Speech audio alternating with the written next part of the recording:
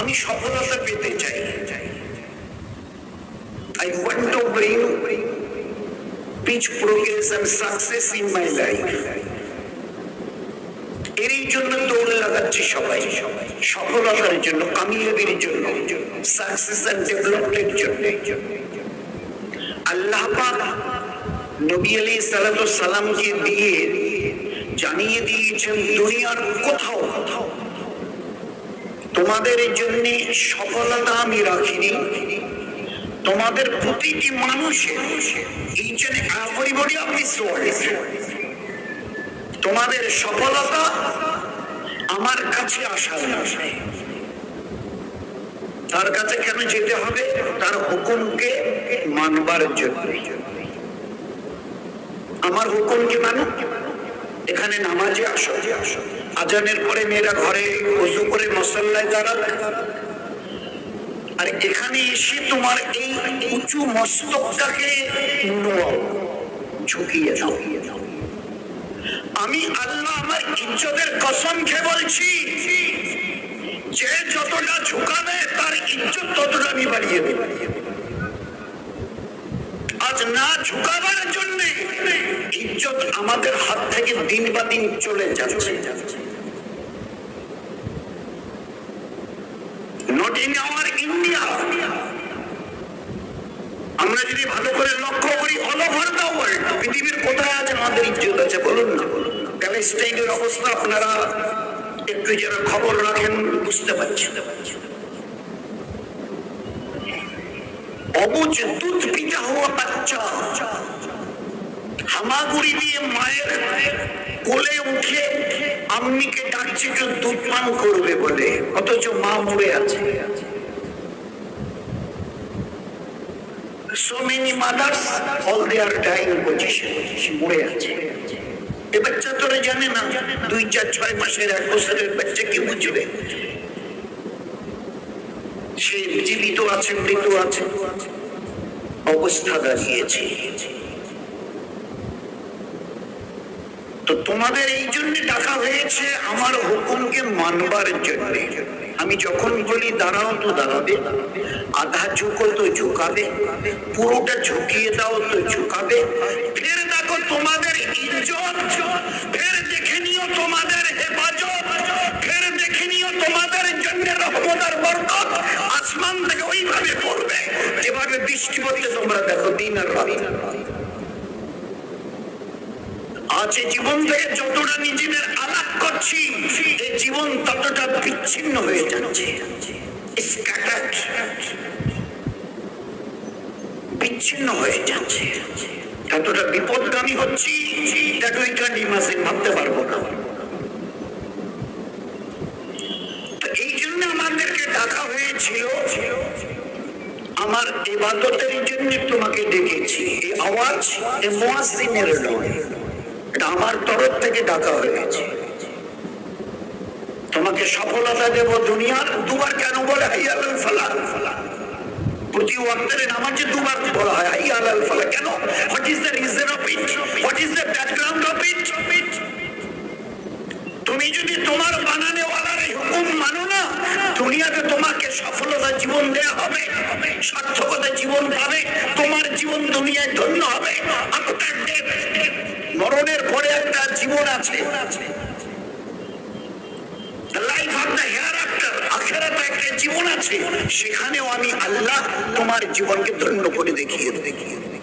তুমি ইজ্জতওয়ালা হবে দুনিয়ায়, তুমি জান্নাতি হবে মরণের পরে। দুনিয়ায় তোমার জন্য ইজ্জতের দরজা খুলবো, মরণের পরে তোমার জন্য জান্নাতের দরজা। আমার কাছে আসো, ফাফিরু ইলাল্লাহ। আমি তোমার বানানেওয়ালা বলছি। কেন মানবো? আপনাকে মানতে হবে। What is the reason? কেন আপনাকে মানবো? কে আল্লাহ, কতটা আল্লাহ, কেমন আল্লাহ, কিসের জন্য মানতে হবে?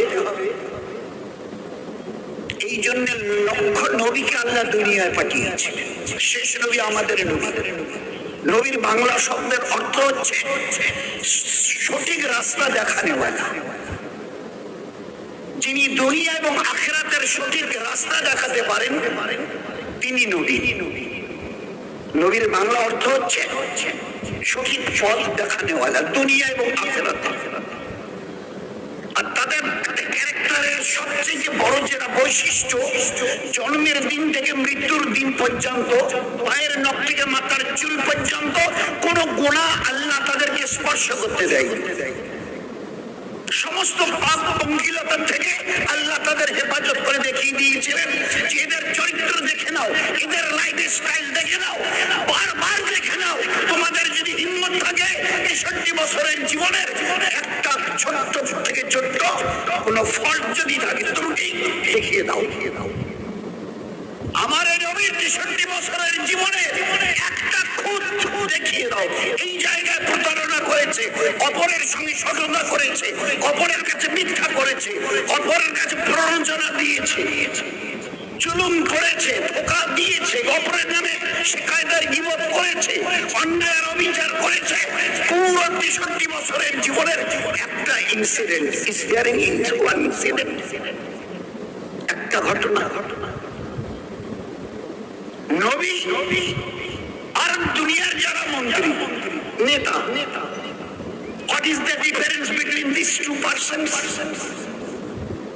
নবী তাদের বলা হয় they are not elected by the peoples of this world.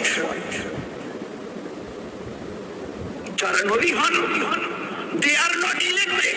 এরা আজকের দুনিয়ায়, আজকের কি বার যেন বুধ, এই বুধবারে আজকের সারা দুনিয়া ৮০০ কোটি লোক আছে। ৮০০ কোটি লোক যদি মনে করে আমরা ৮০০ কোটি সবাই মিলে একজনকে নবী বানাবো, আল্লাহ বলছে it may not, it's quite impossible. তোমাদের সে ধারণাই নেই। কোন চোখ দিয়ে দেখে বলবে এই লোকটা সৎ, এই লোকটা অসৎ, এই লোকটা ধার্মিক, এই লোকটা ধার্মিক নয়? বলো, আছে সঠিক জ্ঞান তোমাদের? তোমরা তো ভালো দেখেই তো নির্বাচিত করো, তারপরে বদলাও কেন বদলাতে হয় বলো? কি জবাব আছে আমাদের কাছে? তো নবী তারাই always they are elected by the Allah. আল্লাহ নবী নির্বাচিত করেন, they are selected by Allah.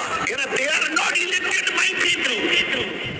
কারণ তোমাদের হাতে যদি ছেড়ে দেওয়া হয় এনাকে নবী বানাবো, ভালো মানুষ মনে করে সিল দিয়ে নবী বানানো হলো, ২-৪-৫ মাস পরে, ২-৪ বছর পরে দেখা গেল যা ভেবেছিলাম তা তো নয়, উনি নিজের স্বার্থ বোঝাচ্ছে দিন আর রাত। এই জন্য আমরা কারো নাম গাম বলি না। অপরের সমালোচনা আমাদের কাছে নেই। অপরের ক্রিটিসাইজ ইন আওয়ার ইসলাম, ইসলামে অপরের সমালোচনাকে হারাম করা হয়েছে, আত্মসমালোচনাকে ফরজ করা হয়েছে। How I will be a perfect one. দিন রাত তুমি তোমার নিজের আত্মসমালোচনা করো। আমি মানুষকে কি করে সব মানুষ তৈরি হব, যেরকম মানুষ আল্লাহ চাইছেন, যেরকম মানুষ হতে নবী আলাইহিস সালাম চাইছেন। অপরের সমালোচনা হারাম, নিজের সমালোচনা ফরজ। কি করে আমি একজন পারফেক্ট মানুষ হতে পারি? আমার পায়ের নখ থেকে মাথার চুল কোনো গুনাহে যাবে না, কোনো গুনাহে স্পর্শ করবে না।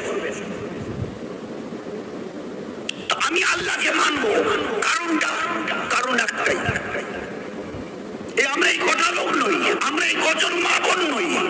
দুনিয়ার আজকের ৮০০ কোটি, এর আগে কত এসছে আল্লাহ জানে, হযরত আদম থেকে নিয়ে এর আগে, আর এরপরে কত আসবে কিয়ামত পর্যন্ত আল্লাহ জানে। এই মানুষগুলোর মধ্যে এমন কোন মানুষ নেই, there is not one who can say আমি নিজের ইচ্ছায় দুনিয়ায় এসেছি। গোটা দুনিয়ার আজকের ৮০০, এর আগে যারা এসে গেছে, কিয়ামত অবধি যারা আসবে, একজন মানুষ এদের মধ্যে খুঁজে পাওয়া যাবে না যিনি আল্লাহর সামনে দাঁড়িয়ে বলে আমি দুনিয়াতে নিজের ইচ্ছায় এসেছি। এই জায়গায় আমাদের ত্রুটিটা, ফল্ট এই জায়গায়, আমরা ডিসব্যালেন্স হয়ে গেছি এই জায়গায়।